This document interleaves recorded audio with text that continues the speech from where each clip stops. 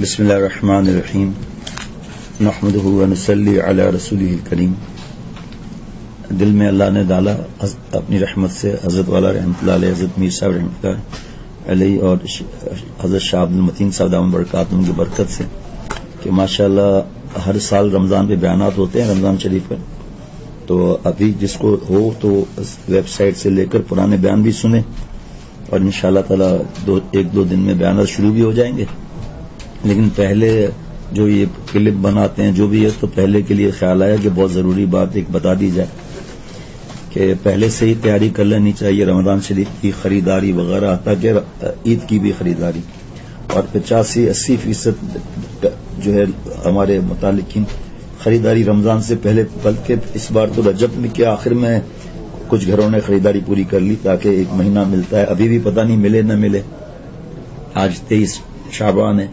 اللہ مجھ سمیت ہر مومن کی عمر میں برکت عطا فرمائے، رمضان شریف عطا فرمائے. تو جس دن چاند دیکھنا ہوتا ہے نا، چاہے اس دن چاند نظر آئے نہ آئے، لیکن آ جائے پھر تو ٹریفک جام ہو جاتا ہے، آمنے سامنے گاڑیاں آ جاتی ہیں. مغرب نماز بھی گئی پہلے دن اور جو ہے وہ عشاء بھی تراویحیں بھی گئیں تو آدمی کی ہمت کمزور ہو جاتی ہے. توبہ کر کے فکر رکھے.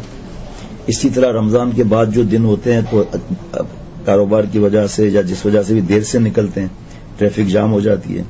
وہ جو کھڑے ہوتے ہیں ثواب سمجھ کر ماشاءاللہ چیزیں دیتے ہیں، واقعی ثواب ملتا ہے، لیکن اپنی مغرب کی نماز پڑھتے ہی نہیں ہیں.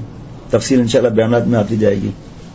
دوسرا، جو کمپنی کا مالک یا دکان کا مالک یا فیکٹری کا مالک یا گھر کے اندر جو ماسیاں ہوتی ہیں یا ڈرائیور وغیرہ ہوتے ہیں، جو ان کے کام میں کمی کرے گا، حدیث باغ میں اس کے لیے خوشخبریاں ہیں.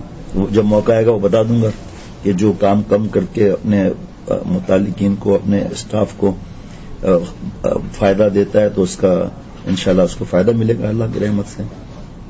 بس یہ 2-3 باتیں بتانی ضروری تھی. ایک تیاری کا بتانا تھا، کر لیں. دوسرا، اگر اس چاند ہو یا نہ ہو لیکن چاند کی تیاری تو ہوتی ہے نا، پھر چاند ہو جاتا ہے. اس مغرب کے بعد بھی لوگ بیٹھے رہتے ہیں. مغرب کے بعد اعلان ہوا چاند کا، اب ٹریفک جام، یہ حالت. اور وہاں دیکھیں افطار کرا رہے ہیں ٹریفک جام والوں کو، خود نماز نہیں پڑھ رہے جماعت سے. دوسروں کے جوتوں کی حفاظت میں اپنے ایمان کا دوشالہ ضائع کرنا کیسا معاملہ ہے. اسی طرح خواتین پر وہ اپنے شوق سے ماشاءاللہ کرتی ہیں، رمضان میں ان کا شوق اور محنت بڑھ جاتی ہے، لیکن ہم تو فرمائشوں پر فرمائشیں نہ کریں نا کہ پائے بناؤ اور جو مشکل چیزیں ہوتی ہیں وہ بناؤ، پھر ڈانٹ ڈپٹ کرو. وہ خود ہی کرتی ہیں ماشاءاللہ. اور جہاں گھر میں مشکلات ہیں وہ خود ہاتھ بٹا دینا چاہیے تاکہ ان پر بوجھ نہ آئے. بس اللہ مجھے اس کی فکر عطا فرمائے کہ ہم اس رمضان کی ابھی سے ہی تیاری کر لیں اور اپنے جو خاص ایسے تو اور خاص باتیں وہ آ جائیں گی انشاءاللہ جمعرات کے بیان میں. ایک سب سے بڑا خطرناک معاملہ یہ کرتے ہیں کہ 3 روزہ تراویح پڑھتے ہیں.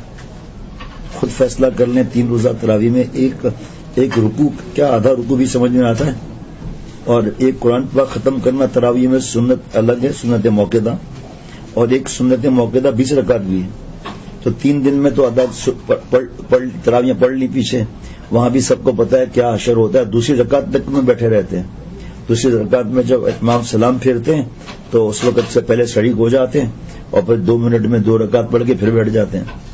یہ کیا معاملہ؟ ٹیلی ویژن کا معاملہ، تصویر حرام. پھر آخر میں عورتوں کا بھی انتظام ہوتا ہے. پھر آخر میں مل جل کر سب کھڑے ہو کر روڈوں پر جانور کی طرح کھا پی رہے ہوتے ہیں.